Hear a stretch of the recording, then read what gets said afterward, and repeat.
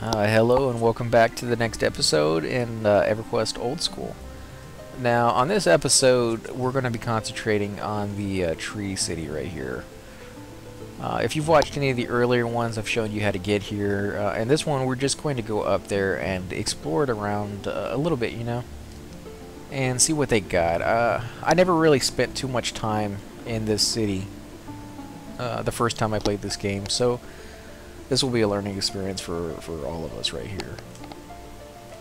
Now, to get up here, it's pretty simple. You just get on the little platform, click this thing. If there's any lag or something like that, you may have to click it twice like that, but give it a couple seconds in between clicks so that you're not halfway up when you clicked it and now you're going right back down. So these guys are just regular vendors. In fact, see if there's a fishing rod in here. Just keeping an eye out for one. I was going to show people how to fish, but I haven't been able to find anybody with a fishing rod. So these buildings, a lot of them are empty, but some of them have people inside. So you definitely want to just, poke your head inside if you want to get a feel for the area, see if there's anybody there. You can hail these people and see if any of them will offer you a quest.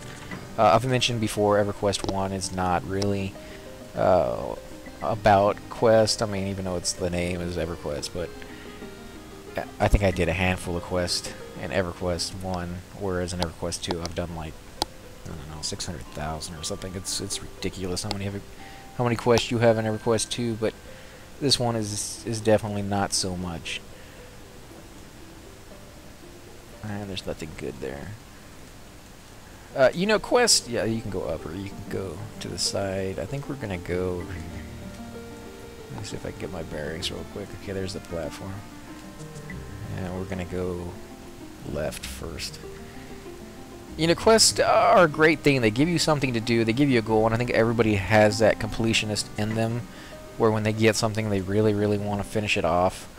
And you can go through the quest and you get that feeling of completion at the end. Oh, I did it, and then achievements are kind of the same way. A lot of people want to get all the achievements, and if you do the quest and the achievements, you feel like, oh, I've done the entire zone. I'm set. I can move on to the next zone if I really want to. I mean, nobody can say that I didn't do everything in there.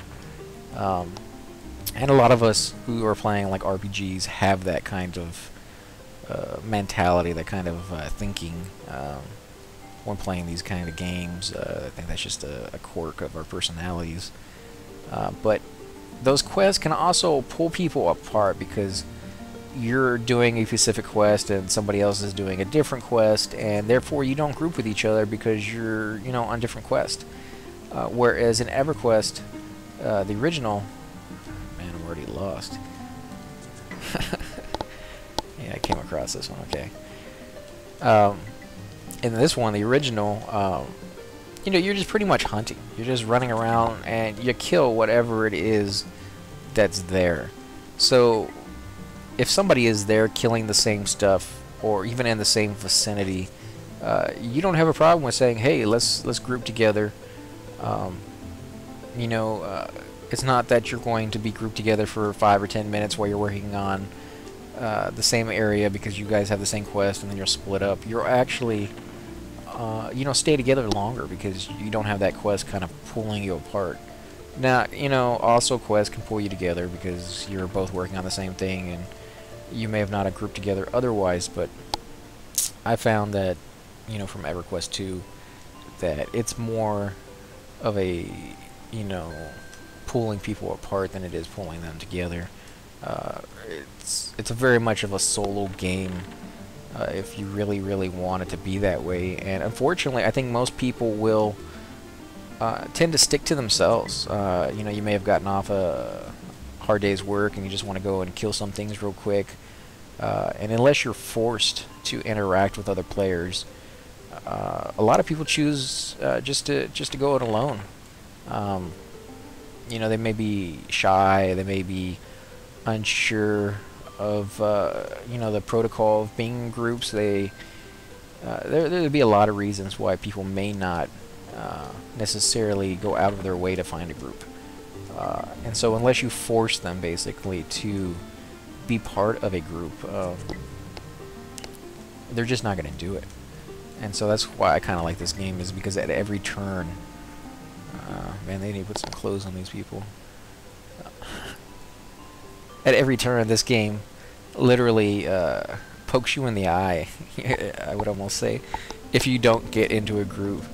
You know, it's almost like they're teasing you. You know, it's like you can't get as much experience.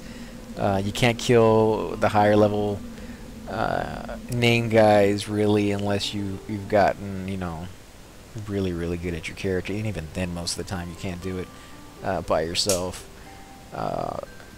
If you are working on a quest in this game, you most assuredly will eventually need to have a group to help kill something in that quest. The quests in this game are usually not on the light, easy side. You know, they're a lot harder. There are a few easy ones, like that belt one that I was telling you about earlier, where you turn on those belts for that Kelethin orc place, but for the most part, you know, this game is really about grouping and meeting other people and just you know, pooling your strength and working as a team and strategy and execution a little bit more than most games out there, and definitely a lot more than some of them. You know, I don't want to put any other game down, so I won't mention names on. So I know some of those are close to you guys' hearts, and I'm not going to insult people by saying one game's better than the other, but in my opinion, this game has to be rated, you know, close to the top, if not the top. In my opinion, it would be the top, but for other people, I can see they're having a different opinion. I think I've been in here before. Yeah, I've been in here.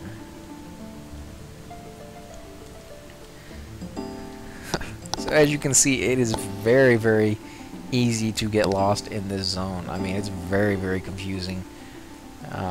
And that would be the beginning where we started, right over there across that bridge. So we'll go over here and explore a little bit more. In fact, I think I actually... No, I don't think I came across this one, but we'll check it anyways. There's nothing in there. Got a large box.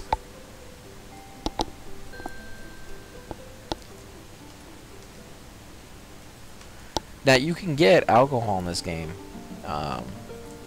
And it will affect your character. I mean, if I see it again, I'll buy some.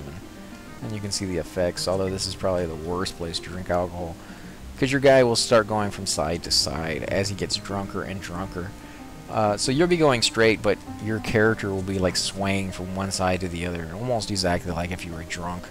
Except this guy kind of glides over the ground, so it's more like if Jesus was drunk than a real person. But you can see what they were going for. They were trying to make it difficult for you to move around. If you're going around corners or something like that when you're drunk, you're going to have a difficult time. You're going to be running into the wrong direction or sliding over the wrong corner of it and having to really force yourself around that corner. I've never seen anybody that drunk before, but it does simulate to a certain extent, you know, as much as they can real life people, you know, in real life situations, kind of, which is kind of cool. It adds to that realism without being overly so. There's some games like Fallout did it, I think, where you could play it on super hard or survival mode or something like that, where you had to drink water and eat food every so often. That's kind of a cool thing, but at the same token, it would get kind of annoying to have to remember to eat food and drink water on a schedule that isn't real life. I mean, if it was on this game, they could make it like the hours real life, so that you'd have to drink like food or eat water or, you know, whatever, every 8 hours of real life time and not game time. But if it's game time, that's different, because 8 hours can go by in like 15 minutes, so that's kind of a hassle that you would have to do it every, you know, 15 minutes like that. It's not something I would really enjoy, but... Okay, another dead end up here.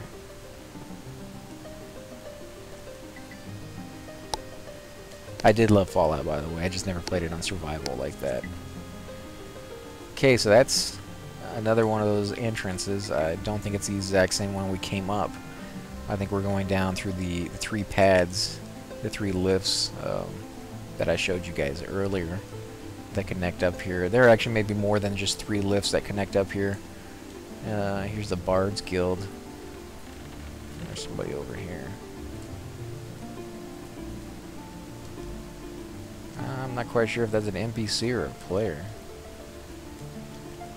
It's hard to tell at this level because the NPCs are all naked or close to it, and at higher levels the players definitely won't be unless they just died. You'll be able to see like the armor on them and stuff like that, or things glowing in their hands, like monks. I mean, even they don't get weapons per se, you know, like staffs or something like that, but they do get some really cool like fist or glowing wraps and stuff like that that are kind of nice. I do remember my cleric, having the glowing snow cones from Seb and Nagina.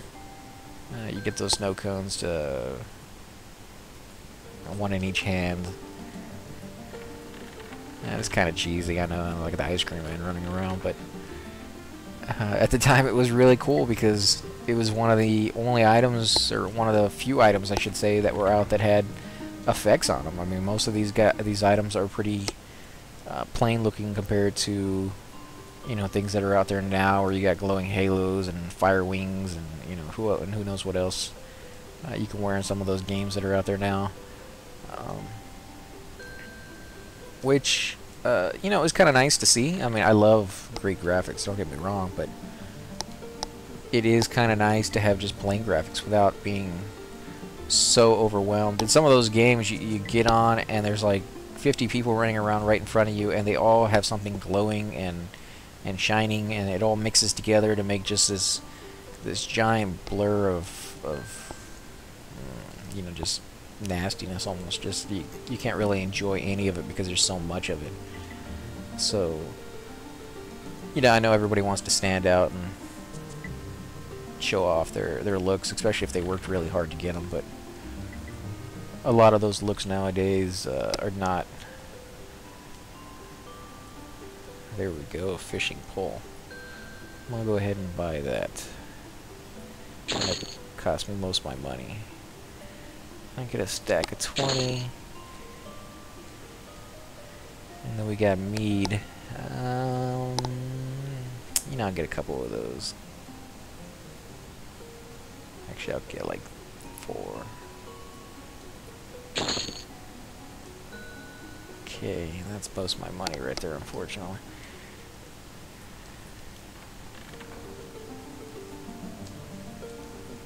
But yeah, if they worked real hard to get it, I could understand. But like I was going to say, unfortunately, most of the time nowadays in games, that's all about money. I mean, you have to pay real cash to get those items, and they're just mainly for looks. I think that's kind of a cheap way for games to make extra cash. They really should put that same item in the game someplace for people to get. And then if they want, you know, give people the ability to buy that item without stats for looks. And so those people who don't want to spend the time or the effort to get that item could still have the looks, but they just won't have the stats and the looks. It will give the people who actually spend the time and the effort, and most of us are paying to play the game, you know, like if you're paying a monthly subscription. So you shouldn't get penalized just because you're not willing to pay extra. You should still be able to get everything that you get in the game, period. Now, if it's a free-to-play game, that's another thing, you know. They're just going to do that crap to you all over the place. And Elven wine, I get a couple of those. I probably shouldn't, but... Okay, now I'm really broke. So in case you haven't noticed, I am completely lost up here. I should have had a map on my other monitor.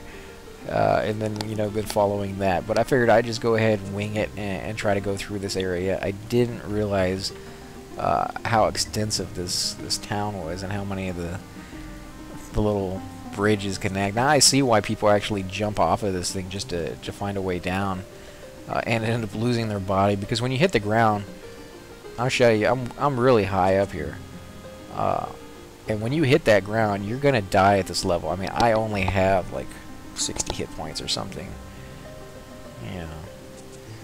So I think it says 80 right there, actually 80 or 90. I can't see from this distance. That will kill me.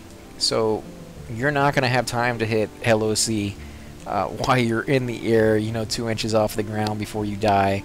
You're just going to die, and then literally the only way to find your body is just to run around for hours down there hoping that you'll come across it. There's alcohol over here too. Now these bandages, you have a skill called Bind Wound, and you can actually heal a small amount of your health using those bandages. I never saw it being worthwhile. I think the monks might get something like that, but I don't think you use bandages when you do it. I think it's just called Mend. I never really saw a point to Bind Wound. If you sat down, my life seemed to go up just as fast, if not faster, than if you use Bind Wound. So kind of a weird thing. Maybe at higher levels it came in handy. I was a Shadow Knight, so if I never needed to heal myself, I just life sucked it from somebody else. And then a cleric, you know, I can just heal myself like that. So there may have been a purpose to it. I just never really saw it. Those of you out there who played classes that it came in handy, go ahead and leave comments down below and let us all know if you actually thought that was something worthwhile, or if it was just one of those extra things that nobody ever really used. And I think they pretty much took it out of the games later on. So fishing grubs. Nah, I think I got enough bait already. Hopefully. And I'll do a small tutorial about fishing later on if you guys want to watch it. Actually, I have run around in a circle because I remember this. You guys watching are probably going, yeah, you've gone around 4 or 5 times now. Okay, I'll go ahead and try to find a lift back down, and I'll end it there. You know, once again, I want to thank you guys for watching, and for your comments, you know, for you know, your patronage and watching my channel. If you like it, go ahead and add me or subscribe. And again, always feel free to comment on anything below. Try not to be too negative. I don't really find that to be a good use of anybody's time, but constructive criticism is always welcome. And again, thank you for watching. You guys have a great day.